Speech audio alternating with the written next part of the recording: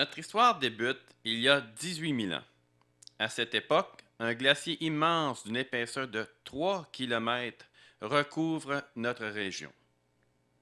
La hauteur de 9 tours Eiffel. Il y a 12 500 ans, la température se réchauffe et ce glacier se scinde en deux et se retire. Ce retrait rapide inonde les terres affaissées par le poids du glacier. Les terres au-dessous du niveau de la mer sont inondées par l'eau salée de l'Atlantique. Il y a 11 500 ans. Cette eau transporte la faune marine et forme la mer de Champlain qui borde notre région pendant une très longue période. Le glacier fond et engendre la formation d'un delta fluviaux. Il stagne pendant des milliers d'années et continue à gratter le fond de la roche-mère. Une fois la mer de Champlain et le glacier retirés, la région Brandon s'est retrouvée avec une très grande quantité de sable et de gravier partout dans Saint-Gabriel. Durant ce long arrêt dans la fonte du glacier, des petits ruisseaux et des rivières se sont formés sur le dessus du glacier. Ceux-ci ont transporté dans leur courant des blocs de pierre, des cailloux et des grains de sable.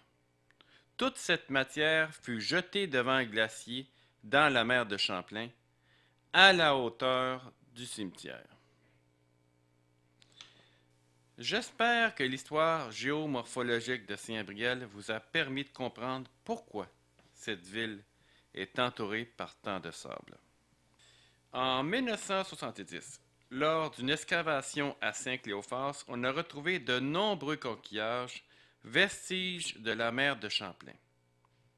Également, en 2001, une trace du passé fut découverte par un agriculteur de Saint-Félix-de-Valois. Celui-ci a trouvé dans ses champs un squelette de beluga, vestige de cette mer du passé. Parfois, cette mer côtoyait le glacier. Ce fut le cas à Saint-Gabriel. La mer de Champlain se trouvait dans le bas de la côte du cimetière, couvrant le premier, le troisième, le quatrième, le cinquième rang et le chemin du lac. Les animaux qui vivaient à l'époque de l'Homo sapiens et de la mer de Champlain. La faune préhistorique était une mégafaune majoritairement disparue aujourd'hui. Parmi ces animaux vivaient des herbivores comme les équidés, des camélidés, des mastodontes comme les mammouths, des paresseux géants, des tatous géants comme le glyptodon et de terribles carnivores tels que le smilodon. Juste une petite parenthèse pour se situer de l'époque.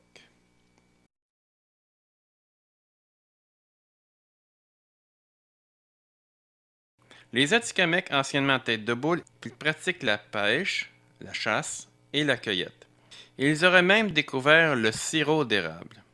Vers 1850, une population permanente s'établit au bord du lac Métabesca, où se trouvait un poste de traite pour le commerce de la fourrure et des installations d'une compagnie forestière.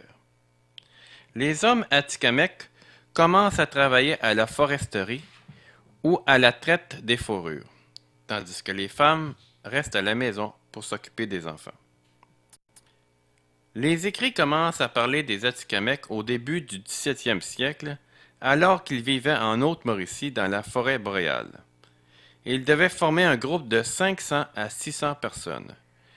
Mais les massacres systématiques effectués par les Iroquois au milieu du 17e siècle, ajoutés aux épidémies apportées par les Européens, les ont pratiquement éliminés du Haut-Saint-Maurice.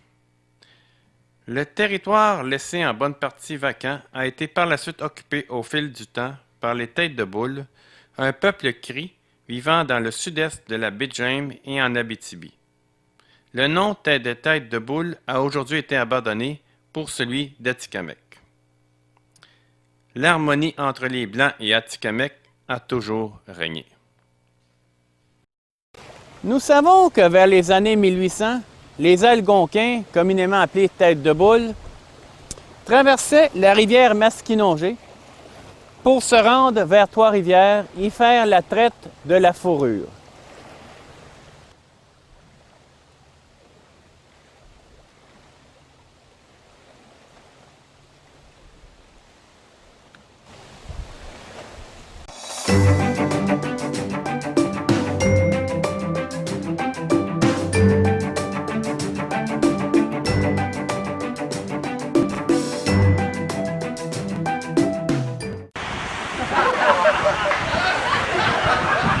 Pas de signal!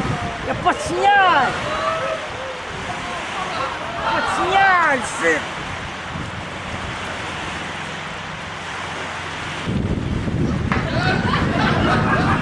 Essaye basse vitesse!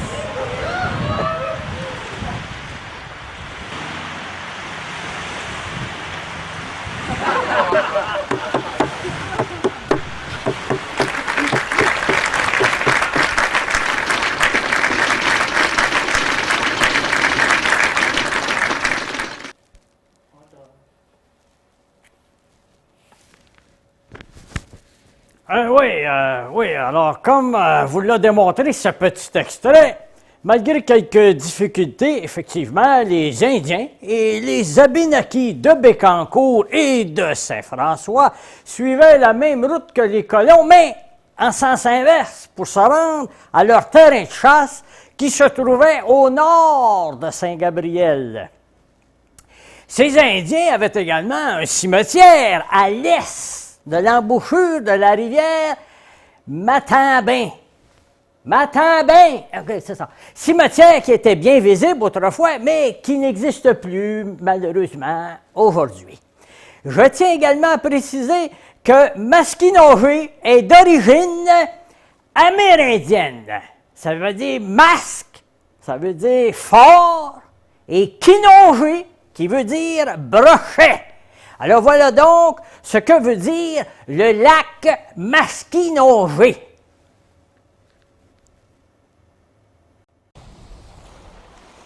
Il est impossible de retracer la première présence d'hommes blancs sur le lac.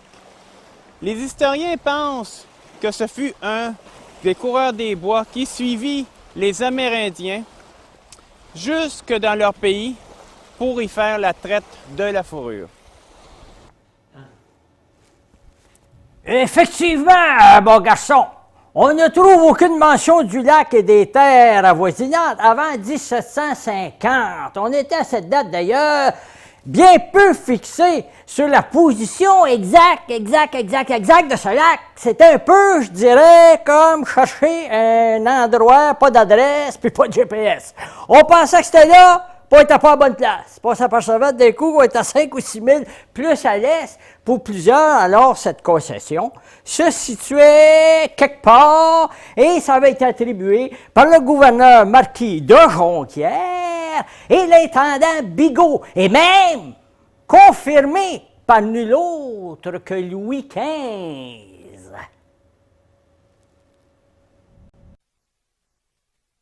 Monsieur de la Nodière, propriétaire de plusieurs seigneuries, n'avait à peu près rien fait pour développer celle du lac Masquinongé. Le second propriétaire, Toussaint Potier, possédait une scierie importante sur la rivière Masquinongé et il n'avait fait l'acquisition de la seigneurie le 17 mars 1814 que pour exploiter les belles forêts qui la recouvraient. Oui, c'est d'ailleurs là que la chenoute a pogné. Parce que pour lui qui coupait où il voulait, surtout les plus beaux pins dans les environs et même au bord du lac, bien, tous ces colons-là qui arrivaient, c'était dérangeant.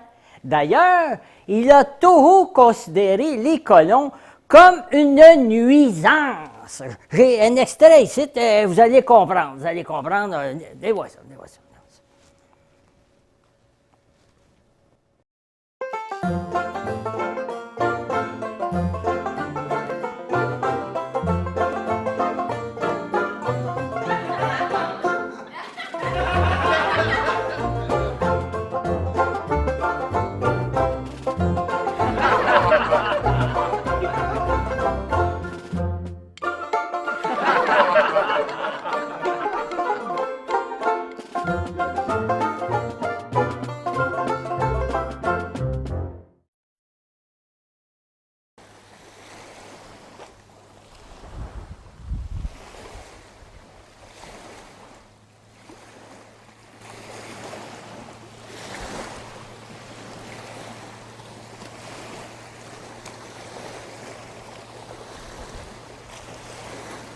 La tradition veut que le premier colon qui vient se bâtir une maison au lac fut David Armstrong, un protestant, qui se tailla dans le cordon un vaste domaine.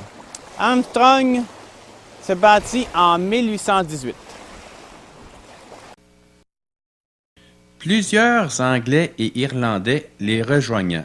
Il est probable que nous n'avons pas tous les noms des premiers colons protestants qui ne figurent pas au registre d'état civil tenu par le curé de Maskinongé.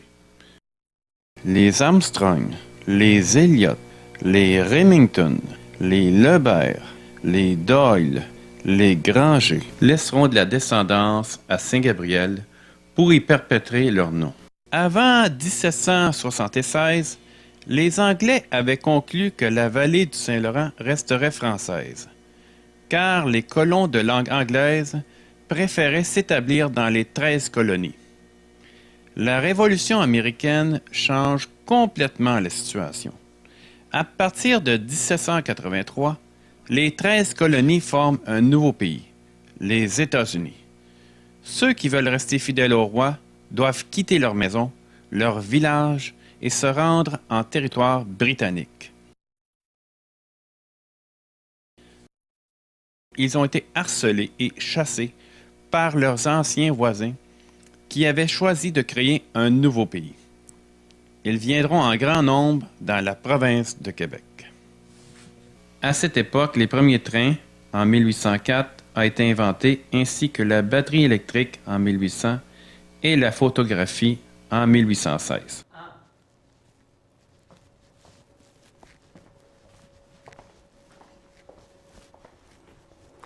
Ouais, vers 1819, il y a deux Canadiens français, Jean-Baptiste Baudouin et son frère Pierre. Deux beaux gars, les cheveux peignés par en arrière, fiers allure. Ils sont venus s'établir sur le côté nord de la Maskinongé. On disait la Maskinongé. Puis un des deux, Jean-Baptiste, qui s'appelait en 1822. Je pense bien que c'était en 1822, si je me souviens bien. Oui, c'est ça, c'est en 1822.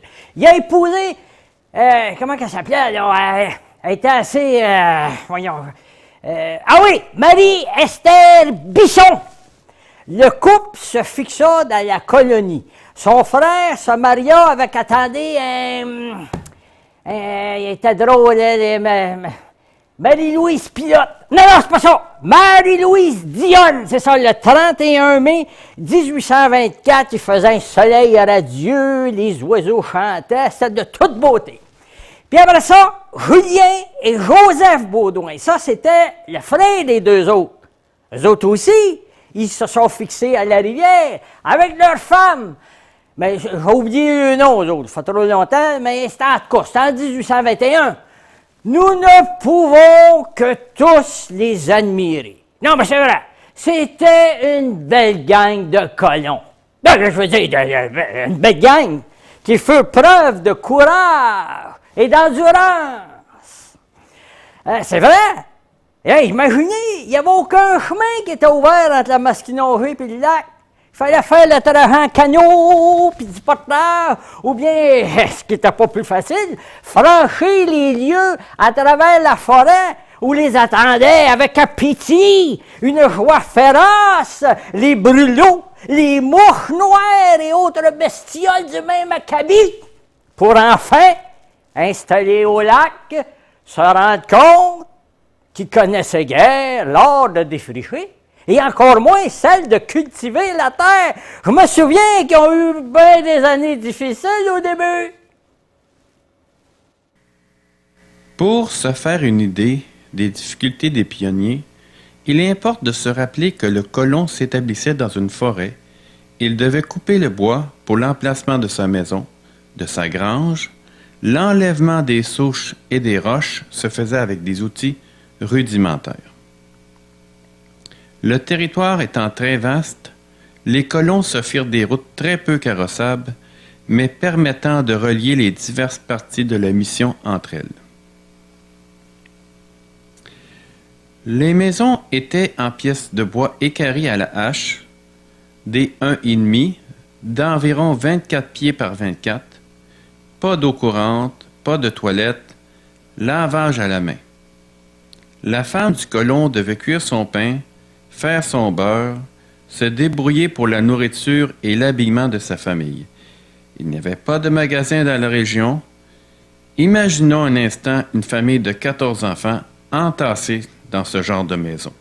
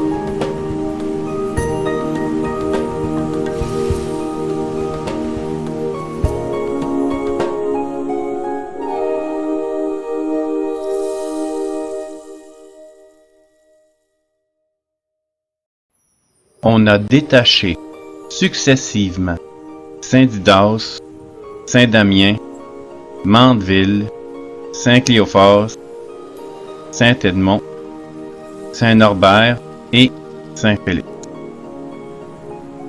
Restant Saint-Gabriel, la paroisse et la ville.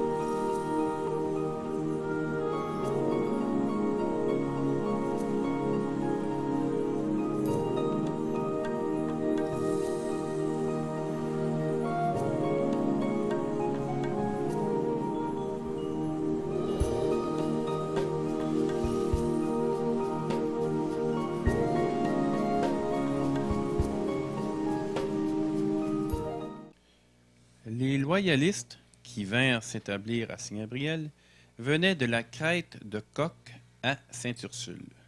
Ils étaient venus au lac pour bûcher pour potier et avaient aimé l'endroit. Il faut comprendre que les cours d'eau étaient importants à cette époque, tant pour boire, laver, la culture et pour les animaux. La seigneurie passa de Charles-François Tarieux de Lanaudière, capitaine d'infanterie dans les troupes de la marine en 1751, à sa descendance jusqu'à sa petite-fille, Marie-Anne Tarieux de Lanaudière. Puis, à Toussaint Potier, elle passa de main en main jusqu'au 14 novembre 1874, alors que les dames Ursulines deviennent les dernières propriétaires. Les seigneuries seront abolies par le gouvernement en 1940. Il faut bien comprendre la différence entre les seigneuries, qui étaient apparentées à un morcellement du terrain français, et des cantons, qui étaient une mesure anglaise. Les cantons. Il s'agit d'un territoire de 10 000 par 10 000, soit 16 km par 16 km, divisé en 10 rangs et 62 lots. Aucune redevance n'est perçue. Mis sous la responsabilité d'un leader, le canton était sous-divisé en lots de 200 acres, permettant ainsi à des colons nommés associés d'exploiter une part du canton. Le seigneur divisait ses terres entre les colons qui pouvaient dès lors défricher et les exploiter afin d'y construire des bâtiments. Les habitants devaient au seigneur le paiement de taxes ainsi qu'une participation de quelques jours par an aux corvées. Pierre Martial demeurait au rang de la rivière, aujourd'hui le rang Saint-Louis, avec sa mère veuve depuis 2 ans. Un bon matin de fin d'été, quand Pierre avait 10 ans, il se rendit avec son copain sur les bords du lac Masquinongé pour y faire la pêche. Il fut enlevé par un chef abénaki, mortifié par la conduite de son fils unique. Pierre Martial demeura une bonne dizaine d'années chez les Amérindiens. Il apprit leur langue et devint très vite un homme respecté de la tribu à cause de son courage et de son habileté. Le grand conseil lui permetta de retourner près des siens après qu'il eut rêvé que sa mère le suppliait de venir le voir à son chevet. Il fut reconnaissant et alla jusqu'à Hull et entreprit à pied le voyage de Hull à Masquinongé et de là jusqu'à la rivière. Après son enlèvement et son retour sur la terre paternelle, il demeura au rang de la rivière où il se fit cultivateur, bûcheron et guide explorateur en certaines occasions. Par sa connaissance des territoires en forêt, il participa au tirage des lignes qui séparent le Canada des États-Unis, à la suite du traité d'Ashburton.